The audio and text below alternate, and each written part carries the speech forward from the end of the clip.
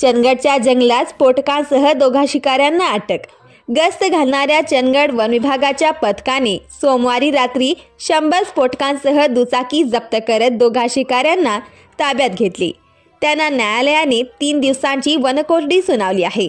Gemini Manju Rajput, Manjunath धरम राजपूत दोघेही राहणार हक्कीपक्की camp होसुडी, सदाशिवपुरा, तालुका जिल्हा शिमागा यांना चंदगड वन विभागाच्या पथकाने अटक केली आहे।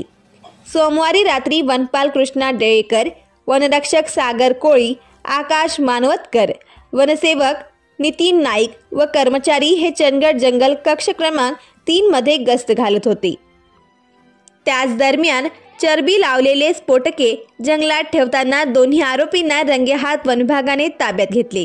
त्यांच्याकडून 100 स्फोटके, मोबाईल व KA14 EW 5364 क्रमांकाची दुचाकी असा मुद्देमाल ताब्यात घेतला।